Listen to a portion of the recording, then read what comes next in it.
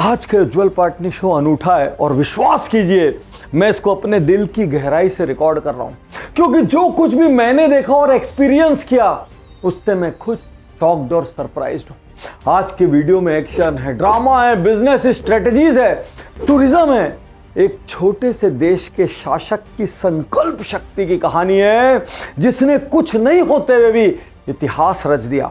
और पूरा देश मैं आपको पर्सनली दिखाने वाला हूं, एक सेकंड भी मिस मत करना।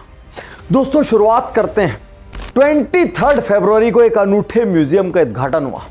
नाम क्या था? Museum of future. भाई फ्यूचर का म्यूजियम कैसे हो सकता है? म्यूजियम तो हमेशा पास्ट का होता है। नहीं हो सकता है जब किसी देश का शासक ये कहे 2070 में मेरा देश कैसा होगा, वो कैसे जिएंगे, ये आज मैं उनको महसूस कराना चाहता हूं। ये बिल्डिंग जिसे कुछ लोग आर्किटेक्चरल मार्वल का दर्जा दे रहे हैं, कुछ लोग कह रहे हैं दुनिया की सबसे खूबसूरत बिल्डिंग है। इसमें जो आप डिजाइन देख रहे हैं ना, ये डिजाइन नहीं है मेरे भाई, ये वहां के शासक की सोच है, उसके विचार हैं, आयतें हैं, और इनको खिड़कियों के माध्यम से काट कर लिखा गया है। ऐसा लगता है कि जैसे एक अंगूठी सड़क के किनारे विशाल काय अंगूठी रख दी गई हो जो 7 फ्लोर की है। क्या सोच है उस रूलर की जो स्क्रीन पर आ रही है। We want live for 100 years. हम 100 साल नहीं जिएंगे, लेकिन हम ऐसी चीजों का निर्माण कर सकते हैं जो सैकड़ों साल जिएंगे। चलिए अंदर लिए चलता हूं, आपको दिखाता हूं और उसके बाद मैं बताऊंगा बिजनेस स्ट्रेटजी, उसके बाद मैं बताऊंगा कैसे क्रांति आई। दोस्तों 2050-2070 के दुबई की कल्पना की गई और इस कल्पना में देखिए एक नाव दिखाई जा रही है जिसका सिर्फ बेस पानी में रहेगा। उस नाव के ऊपर पैसेंजर्स के बैठने का सेक्शन लगा देंगे तो पैसेंजर शिप हो जाएगी। उसके ऊपर कचरे का डंप लगा देंगे तो वो किनारों पर जाएगी और लोग उसमें कचरा डाल सकेंगे। उसके ऊपर कार्गो का हिस्सा लगा दिया जाएगा तो वही नाव कार्गो कैरियर हो जाएगी और वही नाव 2 हिस्सों के बीच में प्लेटफॉर्म लगा दिए जाने से ब्रिज का काम करेगी। ये होगा दुबई। क्या कहता है दुबई? इस म्यूजियम के अंदर कहता है 2050 तक हमारे देश में लोगों के पास जेट पैक होगा, वो फ्लाई कर सकेंगे, एक जगह से दूसरी जगह जा सकेंगे। हमारे पास छोटे छोटे एआई वाले रोबोट्स होंगे, डॉग्स होंगे जो माइंस के अंदर तक जाएंगे, सारे रिस्की काम वो करेंगे। मैं सोचता हूं जोमेटो स्विगी जैसे कुरियर सर्विसेज का क्या होगा, क्योंकि छोटी छोटी ऑटोमेटेड डिलीवरी की गाड़ियां होंगी जिनमें जीपीएस पे आप सिर्फ एड्रेस डाल दो, वो गाड़ियां खुद चल कर पहुंच जाएगी। आधे से ज्यादा दुबई में ड्राइवरलेस कार्स होगी। और लोगों को हील कैसे करेंगे? आप देखिए मैं यहां पर खड़ा हूं, लोगों को हील करेंगे साउंड से। मैं इस वक्त 2 साउंड बार्स के बीच में खड़ा हूं और एक अजीब किस्म का वाइब्रेशन हो रहा है और मैं पीस में जाता चला जा रहा हूं। आप देखिए मैं फ्लोर पर चल रहा हूं, ये पूरा तरीके से एआई वाला फ्लोर है, पूरी तरीके से डिजाइनर फ्लोर है और मैं जहां पैर रख रहा हूं ये फ्लोर मेरे साथ भाग रहा है। ये फ्लोर इंसान को हील करेगा, अल्ट्रासाउंड इंसान को हील करेगा, कलर इंसान को हील करेगा और जगह जगह ऐसी फिटनेस वाली, ऐसी एक्सपीरियंस वाली, ऐसी सोलफुल स्पिरिचुअल जगह बनाई जाएगी। दोस्तों आज मैं बात कर रहा हूं एक ऐसे शहर की जहां ना पानी है, जहां ना ठीक से अनाज उगता है, जहां ना बड़ा एरिया है, क्षेत्रफल बहुत छोटा है, जहां ना नेचुरल रिसोर्सेज हैं, जहां ना पहाड़ है, ना बर्फ है, ना वादियां हैं, जो 18वीं सदी में महज एक छोटी सी फिशिंग विलेज थी। 1990 तक भी वहां कुछ नहीं था, जो ग्रेट डिप्रेशन में अपने आप में खत्म हो गया था, जो पहले मोतियों के व्यापार के लिए जाना जाता था, लेकिन कल्चर्ड मोती आने से वो व्यापार भी खत्म हो गया था। वो देश जिसमें कुछ नहीं था, आज वो दुनिया के सबसे पॉपुलर डेस्टिनेशन में एक कैसे है? वहां पर दुनिया में सेकंड सबसे ज्यादा 5 स्टार होटल क्यों है? वहां दुनिया की एकमात्र 7 स्टार माने जाने वाली बुर्ज अल अरब क्यों है? वहां पर दुनिया की सबसे ऊंची इमारत है जिसको बनाने में 100 देश के कारीगर लगे। 30 कंपनियों ने मिलकर बनाया बुर्ज खलीफा को, जो आज वेस्टर्न एशिया का सबसे बड़ा बिजनेस हब है, जो आज दुनिया का ग्लोबल ट्रांसपोर्ट हब है, कार्गो हब है। क्या है भाई इस देश में? महज 3 मिलियन लोग हैं, लगभग 1,500 स्क्वायर मील का एरिया है, 1,500 ओनली, और उसके बाद भी ये देश विश्व मानचित्र में स्थापित हो गया। आज हम बात करेंगे दुबई कैसे बना, क्या रणनीतियां हैं, क्यों सारी दुनिया की कंपनी वहां पर बिजनेस करने जाती है, आप वहां से कैसे फायदे उठा सकते हैं। और आज मैं आपको वो दुबई दिखाऊंगा जो दुबई आपने आज तक नहीं देखा। दुबई को और गहराई से दिखाऊं, अंदर से दिखाऊं, पर्सनली दिखाऊं, उसके पहले याद दिला दूं, ये उज्जवल पाटनी शो उज्जवल पाटनी यूट्यूब चैनल पर रिलीज हुआ है। यदि ये वीडियो आप तक किसी के माध्यम से पहुंचा है तो तुरंत चैनल को सब्सक्राइब करें और बेल आइकन नहीं दबाए तो दबा दें। एक बात और, यदि ऑडियो के प्रेमी हैं, कई बार ना ऑडियो का आनंद भी अद्भुत आनंद होता है, तो हर उज्जवल पाटनी शो 48 आवर्स पहले स्पॉटिफाई पर आता है। The motivation podcast by doctor Ujjwal Patni के नाम से स्पॉटिफाई डाउनलोड करें, उज्जवल पाटनी शो को फॉलो करें और चलिए आगे देखते हैं भाई क्या खास है दुबई में। बहुत मजा आने वाला है। क्या है दुबई, कैसे बना दुबई, क्या कोई चमत्कार हुआ? नहीं, एक विजनरी शासक अपनी सोच से कैसे अपने देश को दुनिया से आगे ले जा सकता है, सीमित संसाधनों के बीच कैसे क्रांति कर सकता है, इसका एग्जाम्पल है दुबई। बहुत सारे लोगों को यह भ्रम है कि दुबई में बहुत तेल है। भाई दुबई सबसे कम तेल से नवाजा गया है बाकी अरब देशों की तुलना में, और सिर्फ 20 साल का तेल बचा है दुबई में। दुबई के शासक ने तय किया देश को ऑयल इकोनॉमी से बाहर निकालना है, देश को नॉन ऑयल कैश चाहिए, और यहां पर उन्होंने दुबई को रचना शुरू किया। बॉर्डर डिस्प्यूट्स बाकी एमिरेट्स के साथ खत्म किए, ऑयल की डिपेंडेंसी खत्म करने के लिए तय किया कि देश को ट्रेड के लिए खोलेंगे, देश को टूरिज्म के लिए खोलेंगे। और मैं एक एक रणनीति अभी आपको बताऊंगा, बने रहिएगा मेरे साथ। जो प्रकृति ने दिया उसका बेस्ट उपयोग किया, जो नहीं दिया उसका निर्माण किया, ऐसा माहौल बनाया कि दुनिया के किसी भी देश का आदमी आकर दुबई में काम कर सके। और अभी जब मैं आपको दुबई की इकोनॉमी के बारे में बताऊंगा तब आपको समझ आएगा क्यों दुनिया भर की फॉर्च्यून 500 कंपनियां दुबई में कारोबार करती हैं। आश्चर्यजनक परंतु सत्य, इतना सा देश, इतनी सी आबादी, फिर भी दुनिया की सबसे फास्टेस्ट ग्रोइंग इकोनॉमीज में से एक। सामान्य बुद्धि से लोग सोचते हैं भाई तेल है, नहीं मेरे दोस्त, तेल दुबई की टोटल इकोनॉमी में महज 5% हिस्सा रखता है। असली इकोनॉमी का आधार है real estate, construction, trade, port trade, financial services, और सबसे क्रांतिकारी भविष्य का केंद्र बिंदु टूरिज्म। आज दुबई में 2 लाख से ज्यादा रजिस्टर्ड कंपनी, 2 लाख मतलब महज 1,500 मील का देश और 2 लाख रजिस्टर्ड कंपनी। फॉर्च्यून 500 दुनिया भर की, उसमें से 56% कंपनीज दुबई से कारोबार कर रही है। क्यों कर रही है भाई? ऐसा दुबई क्या दे रहा है? उसका सबसे बड़ा कारण है लो टैक्सेस। दोस्तों 2018 के पहले दुबई में टैक्स ही नहीं थे। वो तो 1 जनवरी 2018 से 5% वेट स्टार्ट हुआ। बिजनेस फ्रेंडली एनवायरनमेंट, कोई बिजनेस करने वाले को वहां पर परेशान नहीं किया जाता। क्लियर पॉलिसीज, एक बार जो बता दिया ऐसा है तो फिर ऐसा ही है। और इसी वजह से दुबई की दुनिया में रेप्यूटेशन क्या है? बिजनेस रेप्यूटेशन में दुबई 6th नंबर पर है, और बिजनेस करने की आसानी में दुनिया में 8th नंबर पर है। और इसको और आसान करने के लिए 30 से ज्यादा ऐसे फ्री जोन बनाए जहां पे 100% फॉरेन कंपनियां ओनरशिप ले सकती है। और दोस्तों आज तक भी इंडिविजुअल्स को, व्यक्तियों को इनकम टैक्स के लिए रजिस्टर नहीं करना पड़ता। और इस वजह से क्या यूरोप, क्या यूएस, क्या एशिया, हर जगह के लोग दुबई में आकर काम शुरू कर रहे हैं और हर दिन दुबई उन्नति कर रहा है। दोस्तों 2 नवंबर 2011 4 शहरों ने एक्सपो 2020 की बिड्स भरी थी। दुबई ने लास्ट मिनट एंट्री मारी, बहुत परस्यू किया। जूरी जब दुबई पहुंची तो दुबई का इंफ्रास्ट्रक्चर, दुबई के शासक का संकल्प और दुबई की जनता का साथ देख के वो इंस्पायर हो गए। उन्होंने दुबई को होस्ट करने का राइट दे दिया। 1083 एकड़ की जगह चुनी गई और पूरा दुबई 10 साल तक एक्सपो की तैयारियों में लगा रहा।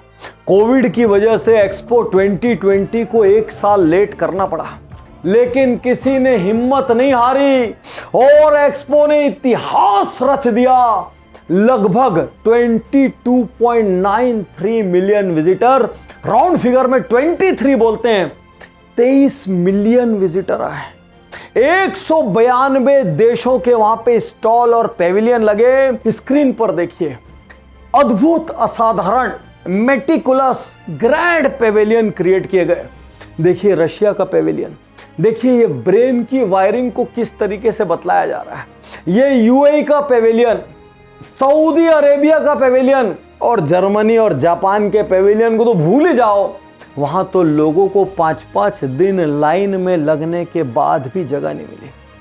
अब मास्टर कार्ड की एक रिसर्च कहती है कि दुनिया के किसी भी देश की तुलना में, बहुत ध्यान से मेरी बात सुनना, दुनिया के किसी भी देश की तुलना में दुबई आने वाला व्यक्ति ज्यादा दिन रुकता है। यहां पे नंबर ऑफ एक्सपीरियंसेस इतने ज्यादा हैं। और मास्टर कार्ड की यही रिसर्च कहती है कि दुबई में आने वाला हर व्यक्ति एवरेज में $550 पर डे खर्च करता है। Mind boggling. Imagine 23 million people spending $550 per day for 5 to 6 days, क्योंकि हर आदमी जो एक्सपो देखने आया 5-6 दिन के बिना नहीं गया। मैं 8 दिन तक वहां रुका, उसके बाद भी निकलते निकलते मुझे अफसोस था कि 2-3 दिन और रुकना चाहिए। इस एक एक्सपो की वजह से 100 से ज्यादा देशों के लोग दुबई में उतरे। उन्होंने दुबई में अरबों खरबों रुपए खर्च किए, बिजनेस की संभावनाएं तलाशी, बिजनेस के कमिटमेंट किए और एक एक्सपो से ये देश 25, 50, 100 साल आगे निकल गया। दोस्तों, ये है इस शासक का संकल्प। और मेरे प्यारे व्यूअर्स, एक्सपो तो वन टाइम इवेंट थी। यदि किसी देश की सोच देखनी हो ना, तो वो साल दर साल क्या कर रहे हैं वो देखिए। दुबई को टूरिस्ट डेस्टिनेशन बनाने के लिए हर साल वहां कुछ ना कुछ नया क्रिएट किया जाता है, और ऐसा क्रिएशन जिसके लिए आपको टिकट कटानी ही पड़ेगी और हर आदमी को 3,000 से 10,000 के बीच में झड़ाना ही पड़ेगा। क्या दुबई में पानी है? नहीं है। उसके बावजूद वहां मिरेकल गार्डन है, जहां पर 50 मिलियन से ज्यादा फ्लावर एनी टाइम रहते हैं। आप वहां पे सैकड़ों हजारों फोटो खींचते, वीडियो बनाते, देखिए स्क्रीन पर एक एक चीज नजर आ रही है।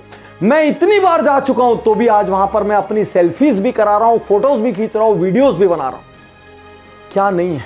रेगिस्तान का देश है, वहां पर लाकर बर्फ डाल दी, इसकी दुबई बना दिया। हाफ डे का एंगेजमेंट, वहां पे 4-5 हजार खर्च कीजिए, पार्क बना दिए, डॉल्फिनेरियम बना दिया, केबल कार बना दिया, कैमल राइड बना दिया, एक्सोटिक बर्ड शो लगा दिए। क्या चाहिए भाई? आसमान में उड़ना है, चलिए दुबई का हेलीकॉप्टर राइड ले लीजिए। और कुछ एक्सोटिक चाहिए, हॉट एयर बैलून पे आ जाइए, कहीं 20,000 का खर्च, कहीं 25,000 का खर्च। सैंड एक्सपीरियंस करना है, अरे जैसलमेर की तुलना में बहुत कमजोर ड्यून्स है वहां के, फिर भी हर आदमी डेजर्ट सफारी लेता है। चारों तरफ पानी है, धो क्रूज है। जहां पर यॉट चाहिए, अच्छा वहां पर यॉट है। स्पीड बोट चाहिए, वहां पर स्पीड बोट है। जहां जाओगे वहां खर्च करना पड़ेगा। अरे स्पेस को एक्सपीरियंस करना है, देखिए आप स्क्रीन पर आ रहा है, हमारी फैमिली फ्लाई कर रही है, वहां पर स्पेस का आनंद ले रही है। और हर जगह टिकट देना है, हर जगह वहां पर ट्रांसपोर्टेशन का आपका खर्च है, हर जगह रेस्टोरेंट है जहां पर चीजें कुछ महंगी है, कुछ इकोनॉमिकल है, हर तरह का ऑप्शन है। यदि सोचिए 4 आदमी की एक फैमिली 7 दिन के लिए दुबई जाती है और हर दिन एक आदमी का 20,000 का खर्च होता है, तो महज एक फैमिली से दुबई की इकोनॉमी को क्या हासिल होता है। इसीलिए 2018 की एक रिसर्च बताती है दुनिया की 4th most visited city Dubai है, 4th मोस्ट विजिटेड। और हर साल किस रेट से बढ़ रही है? 10.7%। और सिर्फ टूरिज्म से ये छोटा सा दुबई, महज 1,500 स्क्वायर मील का दुबई, जिसमें भी काफी हिस्सा समुद्र को पाट के लाया गया है, वो जब इतना कमाल कर सकता है तो हिंदुस्तान कितना बड़ा कमाल कर सकता है। सोच के देखिए, विजन की जरूरत है, लॉन्ग टर्म प्लानिंग की जरूरत है, गोल की जरूरत है। अकेले हिंदुस्तान का भाग्य टूरिज्म बदल सकता है। जब इस मात्रा में टूरिस्ट आएंगे तो सोच कर देखिए उस देश के ट्रांसपोर्टेशन सिस्टम को कितना सशक्त होना चाहिए। कितना फ्यूचरिस्टिक होना चाहिए। यहां सबसे पहले मैं आपको दुबई के एक ह्यूमन एंगल से अवगत कराना चाहता हूं। उस सिटी में इतनी नजाकत और नफासत है कि यदि आप सड़क पे पैर ऐसे निकाल देंगे तो कितनी भी फास्ट और बिजी रोड क्यों ना हो, सारी गाड़ियां वहीं की वहीं रुक जाएगी और ड्राइवर अंदर से आपको हाथ हिलाते नजर आएंगे, जाइए जाइए। कभी भी इंसान को धक्का नहीं लगाया जाएगा, कभी भी इंसान की जान रिस्क में नहीं जाएगी, क्योंकि सबसे कीमती वहां के सिद्धांतों में एक है कि इंसानी जान है। रोड ट्रांसपोर्ट की बात करते हैं, अरे 5 टाइप की टैक्सी तो डायरेक्ट है वहां पे, orange taxi, yellow taxi, blue taxi, green taxi, purple taxi. फिर लेडीज के लिए, फैमिलीज के लिए अलग से पिंक टैक्सी, जिसको फीमेल ड्राइवर्स चलाते हैं। एक नंबर का टैक्सी सिस्टम, कहीं आप हाथ हिला दो वहीं टैक्सी रुकेगी, आपसे ये कभी नहीं बोलेगा कि मैं नहीं जाऊंगा। जब किसी देश को टूरिज्म हब बनना हो और ट्रेड हब बनना हो तो उसके लिए सबसे जरूरी क्या है, वो देश दुनिया भर से वेल कनेक्टेड हो, वहां तक इजीली पहुंचा जा सके। छोटा सा देश है दुबई, लेकिन दुनिया का तीसरा सबसे बिजी एयरपोर्ट दुबई का है।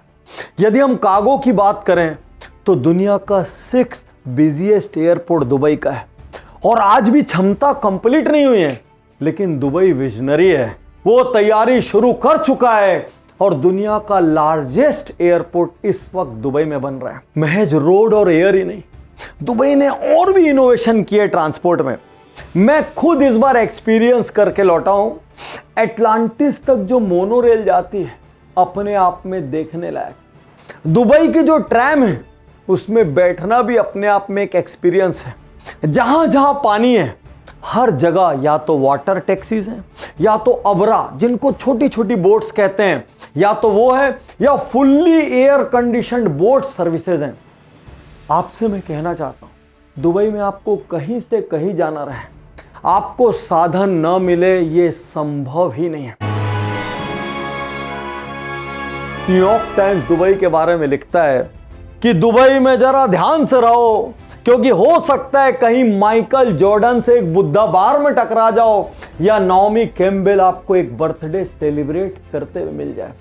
बाकी एमिरेट्स आज भी कड़क है नियम के लिए, लेकिन दुबई को यह पता है कि पूरी दुनिया के लोगों को यदि आकर्षित करना है तो बहुत ज्यादा नियम कानून से सख्त नहीं रहा जा सकता। तो उन्होंने अपने नागरिकों के लिए बहुत नियम कानून बनाए, लेकिन फॉरेन वालों के लिए अपने देश को, अपने शहर को छोड़ दिया।